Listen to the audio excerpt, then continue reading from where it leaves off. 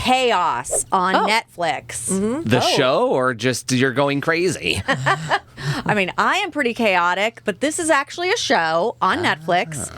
It stars Jeff Goldblum, which, of course, I was like, immediately was all in. I was all in. Yeah. 100%. I'm watching it as well. Yeah.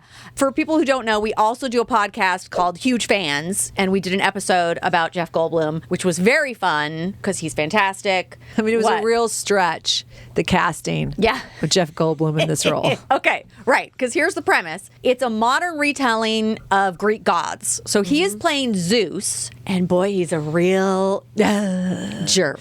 He gets upset by his children and humans and all the Greek god diabolical things he can do. Diabolical? Diabolical. What'd I say? Sort of close to that. Diabolical. So I think actually you're mentioning like he's very frustrated with his kids. One of the funniest sequences is him leaving voicemail messages. For some reason, even though it's taking place in contemporary times, everyone in the god realm has just like regular phones. Yes. But so he's leaving voicemail messages on his regular phone for all of his various children and getting progressively more irritated. No one is picking up. No one's picking up. Oh my God. It's so good. Okay. So here's the thing. It's a modern retelling of Greek gods. I'm not super up on my Greek mythology. I know. It did make me go, wait, when did we study this in grade school? I think it was around 6th or 7th grade. When did you read Percy Jackson and the Olympian? That was before my era, I think. I think it might have been after your era? Oh, John, you're correct, but how dare you? Okay. You're 16. That's right. You're too Oh, my young. God, John. Yes, it was after my era. But I do remember studying Greek mythology, which is so counterintuitive to Catholicism. We all went to Catholic grade school. Right. And so in some ways, we should never have been studying that because it would be like, basically false gods. When you know, but also more, history. I mean, I guess that's really the context of it. the context is when you understand Greek gods basically preceded almost all religion, and a lot of it is taken and derived from that. You're like, okay. And I remember this one kid in grade school was obsessed with it. So when the subject started, he was like, and he had trouble academically. I remember this whole plot line, and all of a sudden we're okay now, class, it was junior high, we're gonna study mythology. And he perked up. He knew everything. It was like his moment in the sun. Oh, his moment in the sun. Yes. Oh, how cool for him. And I'll never forget that. Everybody was so impressed by him. And because, the Greek gods and what they are, there was all the things that happened recently at the Olympics too. People thinking it was the Last Supper. And it's like, no, it was the Greek god of wine. And it was that meal that predates the Last Supper. So Greek mythology, yes, I'm rusty on it as well because we weren't necessarily raised on it steeply. But there were ones I'm like, okay, Zeus, Dionysus. I mean, there's ones you're like, yeah, okay. Yeah, I recognize those Kind names. of. Mm-hmm. Exactly. That's how I felt through all of it. Well, my daughter Sarah was a Percy Jackson fan. Oh. So she read those books. So good call out, John. So about the second episode, I had to pause it and be like, Sarah, tell me more about the Greek gods. Because I kind of wanted to remind myself what their storylines were in case they were going to be super true to that storyline. And I was getting some people confused. One of the main stories that they follow is the humans, Orpheus and Eurydice.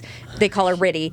And Right. I was getting it confused with Hades and Persephone and the pomegranate and hell and like the I underworld watched and all it, that. and now I'm confused. Well, yeah, there are Greek god themes and parts of those stories, but they are retold in a way that is not exactly what you would, even if you were completely up on it. Right. It's not the same. And I don't think here's the deal.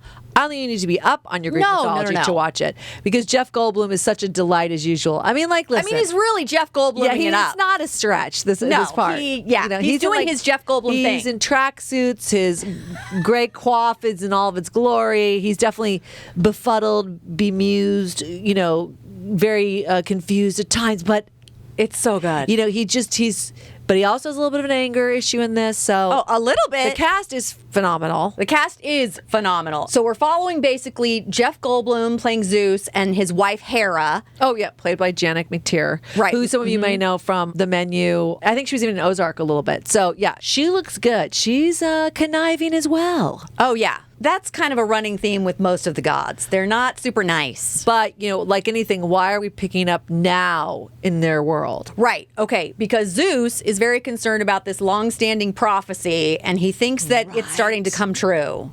Right. So Because there are some signs. yeah, there's some signs. But then it does turn out that Prometheus, that's the one, I had to look this up, but he's the one who's getting his liver pecked out by the eagle or whatever. And he's being punished by Zeus, and yet Zeus is constantly calling him back to have chats with him, which is hysterical. And then he just sends him back to have his liver pecked out. But he's his best friend. You're like, oh no, oh my God. And then also his brother Poseidon is a big character in this. And Dionysus, he's really fun. He's kind of like a younger god and he wants more responsibility and he's great. I know. Why does he want more responsibility? I mean, if I was don't a know. god, that pretty much... Because they can go back and forth between, the human world and the godly world. Right. And in this version, they can be undetectable. Yeah, you can't tell that they're who they are. So even You can have a ball. Yeah. Why do you want more responsibility? I mean, he wants a basically promotion, and you're like, Yeah, no, why? stop it. No, he doesn't like to be thought of as a lightweight. He decides to help these two humans. So that's Orpheus and Eurydice. And I thought that was an interesting element among the humans, that they basically recognize the gods, very much part of their everyday world. It starts off, there's even a human sacrifice. Right. It's very much part of their present life. And people have prophecies themselves. And did you fulfill your prophecy already in your life, or is it still forthcoming? Which, of course, the prophecies are all open to mad interpretation. You can't really tell what they mean. They're very sure. vague. Yeah. And the fates, the three fates, one of them is played by Eddie Izzard, also known as Susie Izzard, Right. is fantastic. I really enjoyed the Fates and the Furies. Huge cast. Yeah, and there's a lot of LGBTQ inclusive casting and storytelling and diversity casting.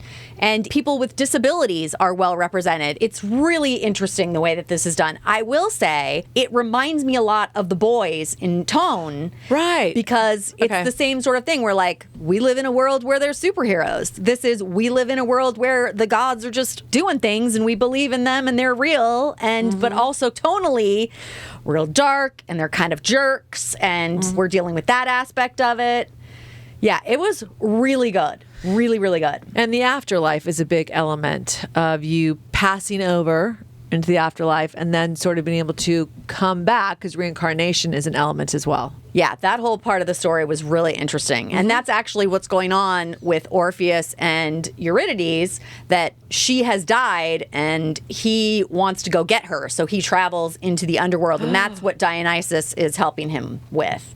Right. So yeah, it was really well done. And visually, I thought looked amazing. There's some other storylines woven in there, political things and religious things. It's really cool. And of course, Jeff Goldblum, very, very fun. So there was that whole element as well. Also, Billie Piper makes appearance. She is the prophetess Cassandra, which is, I had to look up. I'm like, this is a real thing, right? Yeah, that was. And I don't want to discourage you from watching, but she doesn't exactly look hot. No, she doesn't look great. I forget the name of the Prince Andrew interview one that she was in with the frazzled hair. I was like, whatever. She's still Billie Piper. Yeah. She's still This smiling. one, let's say she took it a little further. Fine. Yeah, The she's not look. looking great. Right. It's not The Secret Diary of a Call Girl, where she looks super hot. That show was called Scoop. That was really good. Oh, Scoop. yes. Scoop. And it was the I did famous watch it, yeah. background story of how they got that interview with Yeah, Prince you and Andrew. I both watched it and liked it a lot. She did a great job in it. Yeah, she's she's always amazing. great. But yeah, she's